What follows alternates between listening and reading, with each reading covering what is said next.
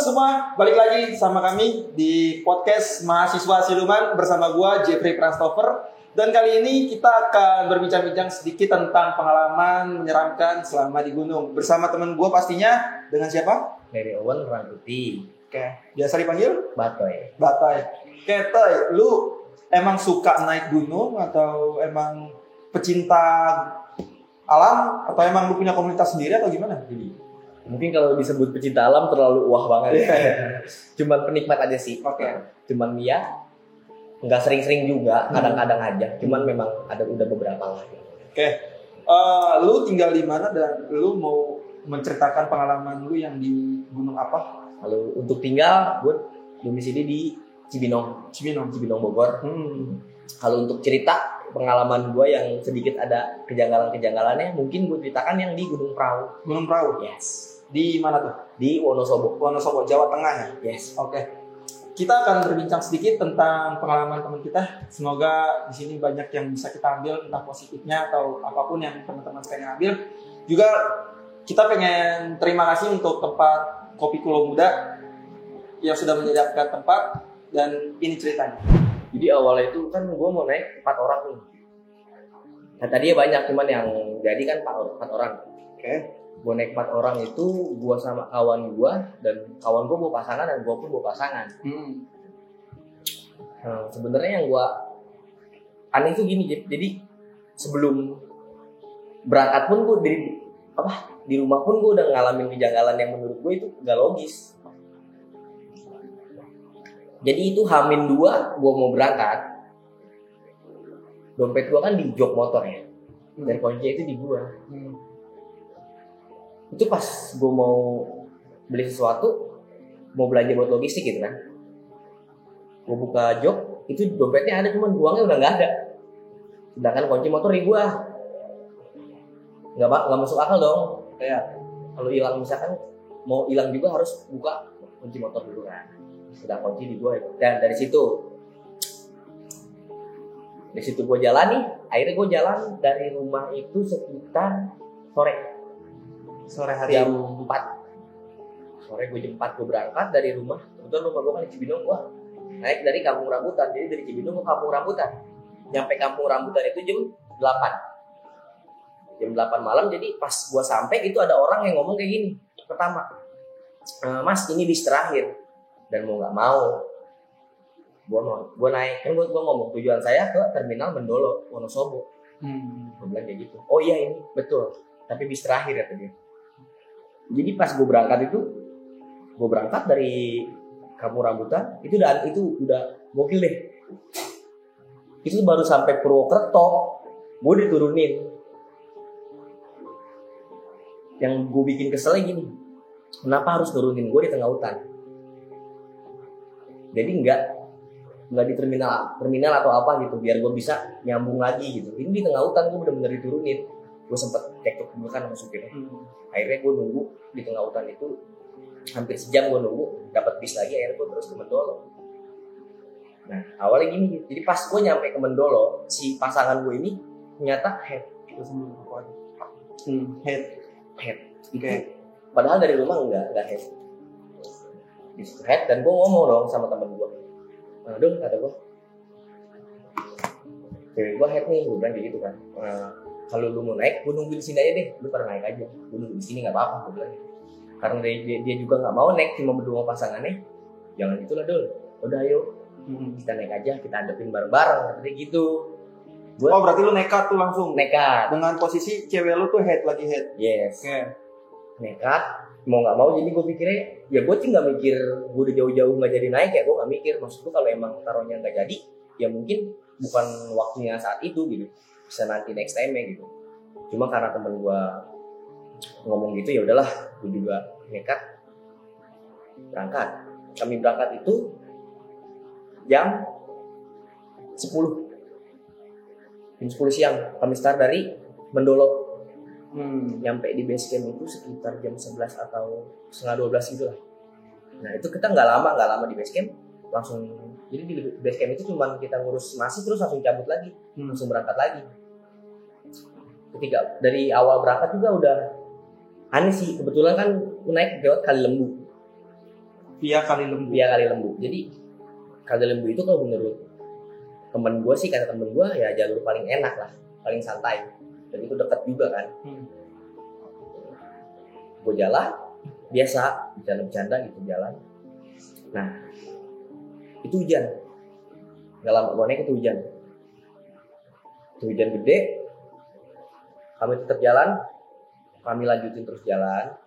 Itu di tengah-tengah itu si ceweknya temen gue ini sakit.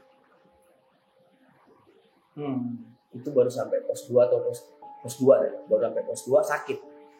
Gue ngomong sama temen gue, kalau emang nggak kuat kita turun aja, mumpung masih dekat ke bawah, jangan dipaksa. Cuma si ceweknya emang, ini gue masih kuat gitu. Soalnya dalam keadaan hujan, kalau cuaca mendukung sih oke aja kita paksa, maksudnya kita pelan-pelan jalan. Ini kan posisi hujan juga, jarak pandang sama langkah juga kan agak sulit gitu karena hujan. Iya, akhirnya kita paksain buat jalan. Nah ketika jalan itu kami pisah. Jadi gini, si temen gue nemenin si ceweknya, dan dia ngomong, kalau lu nemenin gue juga dulu, nanti kita sampai Kemres, kasihan cewek diem lama, kita ngebangun tenda. Mendingan gini kata dia, lu jalan duluan nih sama cewek lu, jalan duluan aja kata dia gitu. Gak apa-apa nih gue jalan duluan. Maksudnya jalan duluan itu nanti sampai Kemres gue langsung bangun tenda udah masak. Jadi ketika si kawan gue datang itu udah enak, nggak harus nungguin di luar gitu. Maksud gue kan kayak gitu. Akhirnya gue jalan, itu hujan lagi ya. Jadi keadaan itu kan pas gue jalan kan udah reda hujan, itu hujan gede lagi. Nah, tapi kami pisah kan. Nah sedangkan itu gue cuma berdua sama pacar gue nih, sama si cewek gue lah. Gue jalan, jadi gue maksain tuh hujan, karena ya mau neduh juga gimana, nggak ada shelter kan. Jadi kami cuma pakai jas hujan, kami paksakan naik. Ketika naik itu kami lihat jam itu udah jam 3 sore. Sebenarnya gue di hati ngomong kok aneh gitu, kok selama ini mendaki ini, dan gue mungkin emang karena kami agak lama juga di situ, cuman menurut gue nggak masuk akal. Jam 3 sore kok baru sampai sini gitu. Baru pos 2 tadi. Nah baru pos 2 itu jalan terus. Cuman ya gue mikirnya positif aja, mungkin emang kami lama. Itu gue nggak tahu. Dan gue tuh ngerasa kayak kok gue jalan kok di sini lagi. Bahkan gue nanganin pohon ya. Jadi ketika jalan, gue ngeliat nih ini pohon. Oh pohon gede kan, yang paling gede di situ gue lihat. Gue jalan nanti itu pas nggak lama gue lewat, kok situ lagi gitu loh. Itu kejadiannya sore. Gue selalu pikir positif karena menurut gue, masa iya sih sore-sore kayak gini gitu. Masa iya siang-siang kayak gini. Udah kan gue lanjutin terus. Akhirnya gue ngomong sih ke pacar gue, kita rest dulu dah, istirahat sebentar, biar nggak terlalu jauh juga sama belakang. Gue bilang kayak gitu kan, biar nggak terlalu jauh sama temen gue. Dan nungguin, pas baru dia duduk, emang si cewek itu juga udah kecapean, dia juga minta istirahat. Pas gue baru duduk, itu bener-bener gue kaget banget, gue nyender. Pas gue nengok begitu itu ada monyet. Gue pikir cuma binatang gitu. Jadi pas gue lihat itu manusia, jadi kayak manusia setengah hewan gitu. Kalau lu pernah nonton kayak film-film kayak Hanuman gitu. Oh, jadi lu ngeliat sosok Hanuman di pos 2. Itu udah lewat. Oh, udah lewat dari pos 2, lu ngeliat sosok Hanuman berdua. Cewek lu ngeliat juga gak? Enggak. Cuman lu doang berarti yang waktu itu posisi ngeliat. Yes. Jadi ketika dia baru istirahat dan gue baru duduk juga, pas gue nengok keadaan Hanuman itu gue langsung berdiri lagi dan gue langsung ngajak dia, ayo jalan. Gue sempet cekcok juga kan dia, karena dia capek juga. Gimana sih katanya mau istirahat gitu, kenapa nggak dia tadi aja, nggak usah berhenti kalau tau gitu, udah nurunin carrier malas lagi ngangkatnya gitu kan. Gue sempet cekcok, udah gue bilang ayo jalan. Gue terpaksain jalan, maksud gue nanti di depan aja kita ngeresnya gitu, kita istirahat di depan. Akhirnya gue jalan itu gue sebenarnya gue udah takut juga gitu, karena ini masih sore. Dan gue lihat jam udah 4:30. Itu makin nggak logis ya, maksudnya gue lewat jalur itu via itu tuh terkenalnya ya bukannya gampang ya, maksudnya paling nyaman paling enak gitu. Paling nyantai gitu.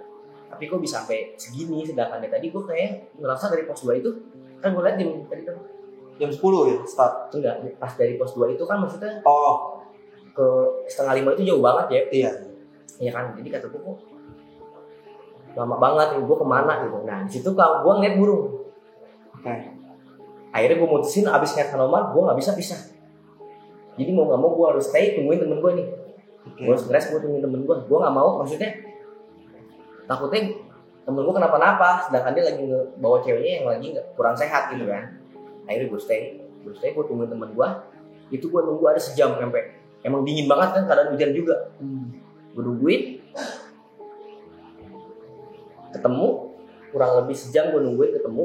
Itu ketika ketemu gue nggak ngomong apa sih sama temen gue, cuman emang si ceweknya itu pucat, mukanya pucat banget, kecapean mungkin. Gue dia istirahat sebentar, ya lama kita kami jalan. Itu udah gelap, akhirnya nyampe, maksudnya jam 6 itu kan. Jadi kalau kali lembu tuh gini ya, jadi naik ke puncak baru ke Kemres. Dari puncak Dan dulu lewat puncak baru ke Kemres. Tempat campnya. Oke. Nah, gue udah nyampe puncak. Di atas puncak itu gue masih ada foto-fotonya. Gue nggak lama, paling cuma 10 menit lah, karena emang hujan juga, cuma foto-foto sedikit doang buat dokumentasi gitu kan. Foto sedikit, paling 10 menit jalan lagi lanjut ke Kemres, karena gue pikir udah malam banget. Ya, udah gelap. Cuma gimana sih, belum terlalu gelap lah, udah kayak sore-sore gitu ya, sore kan. Gue jalan itu udah dingin banget karena kami basah. Lepek walaupun pakai jas hujan ya, masih ada tembus-tembusnya gitu kan. Ya biasa. Dan si cewek gue udah ngomong, gue udah gak kuat. Kalau kalian mau jalan aja, gue di sini. Dia udah sampai ngomong kayak gitu. Dan di situ gue ngomong ke temen gue, yaudah gimana kalau kita camp di sini aja. Jadi di mana? Abis lewat puncak dikit, di bawah itu kayak lapang luas kayak savana gitu lah. Oh ya. Jadi nggak langsung ke tempat rest campnya itu ya? Iya. Pokoknya yang penting lu abis dari puncak gak jauh langsung istirahat. Bukannya gue egois untuk nge-camp di situ, karena satu gue mikirin yang lagi pada nggak sehat juga gitu. Akhirnya gue putusin, yaudah kita di sini aja. Nanti besok pagi baru kita langsung pulang maksud gue gitu kan. Nah itu gue nggak sadar Jeff. Nah jadi gue berangkat dari jam 11:30 dari base camp itu, nyampe masa maghrib gitu. Sedangkan estimasi perjalanan untuk di perahu itu paling jauh paling berapa jam sih? Kenapa gue bisa sampai selama itu? Gue kemana? Dan itu gue nggak sadar. Sorry gue potong. Kalau sosok si Hanoman tersebut itu gimana? Apa dia masih lu lihat sepanjang perjalanan sampai puncak, sampai lu ngecamp, apa udah nggak ada sosok tersebut, atau cuma karena lu melihat seekor burung tadi jadi udahlah hilang tuh jadinya tuh si Hanoman itu? Nah jadi gini, ketika gue ngeliat Hanoman dan habis itu gue tinggalin kan, gue cabut, itu udah nggak kelihatan lagi. Nah itu, jadi cuma sekali doang si Hanoman itu terlihatnya gitu. Sekali doang. Oke, teman-teman, jadi untuk di pendakian, selama kalian mendaki gunung, mungkin ada beberapa catatan yang harus teman-teman perhatikan, seperti kondisi kesehatan, terus lihat trek juga, apakah hujan atau badai juga, kalian tidak boleh terlalu memaksakan juga kan. Oke, jadi setelah dari puncak kalian ngecamp, nah selama di tenda itu ada hal-hal mistis lain kan yang lu rasain sama teman perjalanan lu? Ada. Jadi gini, gue ceritain lebih detail lagi. Ketika gue baru memutuskan untuk camp di sini, itu kami mulai bongkar tenda nih. Kami kan bawa 2 tenda. Jadi maksud kami gini, kami cowok-cowok dan cewek-cewek. Oh ya, oke. Tapi ternyata frame tenda kami yang satu ketinggalan di terminal. Dan untungnya yang satu tenda itu emang kebetulan tenda besar, agak besar lah, yang kapasitas 4 orang. Cuma sempit lah memang. Cuma ya mau nggak mau karena udah dingin juga, ya udah yang penting kami pasang tenda dulu. Tenda baru jadi setengah, baru berdiri lah. Si cewek itu udah pada biru dia mukanya. Udah satu nahan dingin, satu nahan takut. Itu emang dingin banget, buat dingin banget. Kami suruh dia masuk, kami lelaki masang playset kan. Ketika kami lagi ngikat playset, jadi teman-teman gue di sana dan gue di sini. Gue lagi ngikat playset, itu ada yang manggil, Mas, dan gue jawab dong, yuk. Kami pikir kan pendaki lain, ya kan? Yuk, gue ngikat. Gak lama temen gue yang nyawa, siapa dulu? Pendaki lain kan? Kok nggak ada? Biarin mungkin di seberang kata gue gitu. Jadi kami terus ngikat. 2 kalinya gitu manggil. Cuman beda, Bang, manggil gitu. Kayak nyapa gimana sih, Bang? Mau diri dong, ayo. Boleh cari lirik-lirik dulu nggak ada. Gue langsung poin ke temen gue dulu nggak ada orangnya. Ini buru-buru gue ngikat playset. saking takut juga ya gue udah terbawa itu juga, gue ikat langsung masuk ke dalam tenda kan. Selama di tenda ya kami masak, makan gitu kan, untuk makan gitu. Setelah itu kami memutuskan buat tidur itu masih sore. Langsung tidur. Harus makan langsung tidur. Karena capek banget. Satu capek dan dinginnya tuh over banget, karena ya sebenarnya itu tenda kami yang kapasitas tadi buat laki-laki itu single layer jadi nggak double layer dia. Oh jadi kerasa banget ya, karena double aja dengan posisi kayak gitu aja masih kerasa. Ini kerasa benar-benar kerasa banget, dingin banget gitu. Kami lanjut tidur, itu gua nggak bisa tidur. Posisi di tempat camp itu kalian doang atau ada orang lain lagi? Gue tenda sendiri di situ. Cuma rombongan kalian doang. Rombongan kami. Oh, itu malam itu ya benar-benar nggak ada orang. Jadi mau yang tadi nyaut tuh emang udah nggak ada orangnya kan? Nggak ada, itu kami cari nggak ada. Oke, terus setelah itu kami tidur. Itu benar-benar gue nggak bisa tidur. Nggak lama yang lain udah pernah tidur, gue tinggal sendiri nih. Iya. Gue nggak tidur. Itu gue denger kayak rombongan datang. Dia kayak suara kaki gitu kan. Gue pikir ya, ada yang datang, alhamdulillah. Gue udah seneng karena kami pada malam itu cuma tenda kami. Wah, alhamdulillah ada orang gitu kan. Gue pikir gitu. Cuma kok sekali doang suara itu. Dan kan nesting kami, kompor kami di depan tenda itu. Iya, pasti di depan itu kan.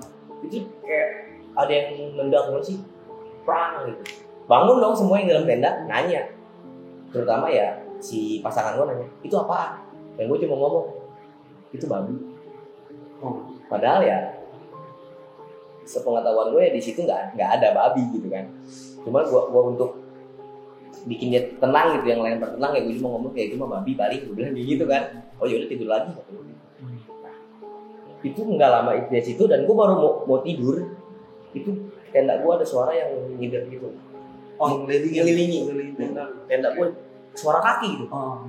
Soalnya gini Jeff, dulu pernah gue ada pengalaman juga babi ngeli di tenda gue kayak gitu. Dia ada suaranya, tapi itu enggak cuma suara kaki ngelilingin tenda gue. Itu gue nggak bisa tidur dan akhirnya gue sampai ketiduran. Ketika gue baru ketiduran, itu gue nggak denger suara pemantik kompor cetak gitu kan. Kata gue apa kok ngap banget gitu.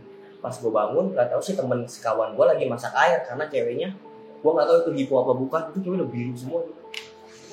Udah ngomong pun udah nggak jelas. Tidak ngobrol, gue bangun kan, kenapa dulu? Cewek gue dulu kayak gitu. Gue liat, wah, akhirnya gue bangun, buka aja kata gue pintu karena dia di dalam tenda yang cuma di kompor. Mungkin nggak ada udara, nggak ada apa, itu kompor nggak nyala. Akhirnya buka, gue masak air, nanganin si ceweknya itu ya sebisa-bisa gue. Alhamdulillah kan sadar. Setelah sadar tidur lagi dong kami. Baru gua mau tidur lagi itu sih kok. Sama kejadiannya kayak gitu juga. Kedinginan juga. Gua bangun lagi dong. Gua masak airnya sama juga, gua tanganin kayak gitu. Dia sembuh juga. Habis itu udah selesai nih, udah mau subuh itu. Kejadian jam 3 lewat lah. Si temen gua kena gitu juga. Jadi posisi udah jadi yang nggak kena kayak gitu tuh cuma gua, iya. Yang lain udah kena gitu semua. Gua bingung sih, cuman gua berusaha buat ya nggak usah panik, tenang gua bilang gitu kan. Gua lanjutin, menangani temen gua udah sembuh, udah selesai. Pas ketika gua mau tidur itu satu tenda semua nggak dengar suara gamelan. Semua, kalau itu real semua. Sampai cewek gua ngomong itu apa? Mungkin nyetel musik gua bilang. Soalnya tadi pas kalian pada tidur gua ngedenger ada pendaki lain lewat. Mungkin nggak di sebelah kita atau di mana, mungkin sih. Gue buat nutupin biar mereka nggak bertakut aja. Sebenarnya jujur gue pribadi pun takut, gue ngerasa iseng gue, cuman berusaha ya kalau bukan gue nanti siapa gitu yang gitu. Akhirnya itu kami nggak pada bisa tidur sampai akhirnya kami ketiduran. Itu nggak ada pada malam itu nggak ada yang berani keluar tenda, bener-bener di dalam tenda. Sampai kami ketiduran bener-bener. Jadi saking awalnya nggak bisa tidur dong. Iya. Panik. Kami panik. Cuma hati gue cuma ngomong gini, kapan pagi gitu. Gue pengen buru-buru cepet-cepet banget pagi karena gue mau ngeliat apa sih yang nendang nesting gue siapa. Nendang pemantik tadi. Iya, itu siapa gitu. Kami ketiduran dan kami itu bangun sekitar jam 7 pagi. karena mungkin malamnya kami kecapean, jadi kami sesiang itu kami bangun jam 7 pagi. Itu yang pertama bangun si cewek itu, dia ngebangunin gue dan gue bangunin temen gue kan. Akhirnya kami bangun semua, gue buka lah. Itu pas gue buka tenda itu kompor nestingnya berantakan. Jadi bahkan sepatu gue pindah ke jalur. Jadi kami tuh ngecamp itu nggak jauh dari jalur, yang paling jarak 5-6 meter jaraknya. Itu sepatu udah ada di jalur. Gue pikir gini logikanya dia, kalau bukan manusia paling binatang. Ya. Tapi pada malam itu tapi pas gue bangun itu gue lihat itu nggak ada Jep. Jadi nggak ada pendaki lain yang camp di sini, di sekitar gue itu benar-benar nggak ada, kosong. Memang ada beberapa pendaki, tapi kan di jalur bukan, ya, tapi campnya di Camp Rest. Dan pada hari itu yang naik di jalur itu cuma rombongan gue, nggak ada yang lain. Itu gue kaget banget pas bangun. Temen gue cuma nengok ke muka gue dan gue cuma nengok ke muka dia, gue cuma senyum. Ya gue udah paham lah apa itu apa gitu. Akhirnya di situ kami ke puncak lagi, kami nikmati dan foto-foto. Akhirnya kami pulang. Jadi kami pulang itu lewat Dieng. Jadi kami lintas. Lewat Dieng. Jadi di Dieng itu sepanjang perjalanan pulang bener-bener gue ngebut, pengen buru-buru sampai aja gitu. Pengen buru-buru sampai, gue pulang. Itu alhamdulillah sih sepanjang perjalanan nggak ada apa-apa lagi. Cuma si cewek gue kakinya, karena kan kami turunan lari, emang salah kami lari dia agak jatuh gitu, kakinya kan kepelitek gitu lah, terkilir. Itu akhirnya gue jadi nontonin dia, emang agak lama kami turun nontonin dia. Alhamdulillah pas sampai base camp gue cuma bersih dan gue langsung lanjut ke terminal Mendoro itu. Yang bikin gue kaget gini Jeff, jadi gue nggak tahu. Jadi pas pada malam itu gue diturunin di tengah hutan itu, si ceweknya kawan gue ini kan videoin. Iya. Nggak taunya pas sebelum kami berangkat, video itu diupload sama dia dan di-tag-in beberapa akun pendaki-pendaki gitu. Nah ketika kami turun, itu ada udah banyak DL aja. Ketika kami baru sampai Mendolo itu, DL aja. Mas, Mbak yang diturunin di tengah jalan ya kemarin. Gua kan bengong dong. Itu kan keadaan kami, HP kami udah low semua. Kalau semua udah nggak ada sinyal juga. Gue nanya loh, kok tahu Mas kenapa? Enggak, itu videonya viral di Instagram kan. Pas gue charger HP gue lihat ternyata emang bener udah di-repost beberapa akun pendaki itu. Jadi sempat viral juga. Cuma sampai situ gue pulang masih gratis sama dia aja itu. Ditaikin ke bis, dia udah pulang Mas. Cuma itu aja sih pengalaman yang menurut gue ada kejanggalan, ada gangguan yang gue alami. Berarti dari cerita lu tadi, lu lumayan banyak banget gangguan. Yang pertama adalah lu nggak sengaja melihat sosok Hanoman tadi. Terus yang kedua lu kayak puter-puter di trek ya. Aturan ya nggak selama itu di trek. Jadi lu melihat posisi di situ ada pohon beringin tadi. Pohon besar itu lu melihat hampir berkali-kali kan. Dan ya menurut gue sih kalau misalkan kitanya belum siap untuk naik gunung, mau entah kita bawa orang atau gimana, lebih baik ditunda sih kan. Karena mau gimana juga keselamatan kan paling utama. Tujuan mendaki adalah pulang ya kan. Di sini apa sih yang mau lu sampaikan sama teman-teman yang nonton supaya kejadian yang kayak lu alamin tadi nggak sampai kejadian sama orang lain gitu. Jadi cuma dari pengalaman yang gua dapat, gua coba mikir gini, mau itu lu jauh dari rumah atau dekat dari rumah, ketika udah ada tanda-tanda yang gak enak, lebih baik ditunda. Masih ada next time, jangan dipaksakan. Karena gue juga bersyukur banget gue bisa selamat sampai rumah lagi, sampai sekarang gue bisa cerita kayak gini. Kalau misalkan itu gue nggak selamat, gue nggak tahu mungkin kita nggak bisa kayak gini gitu. Cuma ya saran dari gua gitu, jangan pernah dipaksakan apapun yang terjadi di dulu. Jadi kita itu nggak bisa prediksi kita bakal ngalamin apa, bakal kejadian apa, bakal kayak gimana. Satu itu, kedua, dan buat si wanita kalau bisa saat lagi halangan, mendingan pulang aja, turun lagi. Jadi jangan dipaksa untuk bunuh. Saran gue sih itu, cuma kan itu kan selebihnya ke pribadi masing-masing aja. Mungkin cuma itu. Dan paling kita harus menghormati satu daerah atau tempat. Betul. Ya, karena biar gimana juga kan pasti ada larangan dan ada pantangan setiap daerah, entah itu gunung, entah tempat wisata atau apapun ya. Jadi di sini saya dan teman saya juga ingin sharing untuk pengalaman ini supaya teman-teman bisa belajar beberapa hal yang bisa teman-teman petik di sini kan. Dan mungkin sekian podcast dari kami. Semoga podcastnya juga bisa berguna, bermanfaat apapun itu. Oke, sampai sini podcast kita. Terima kasih untuk teman-teman semuanya. Sampai jumpa.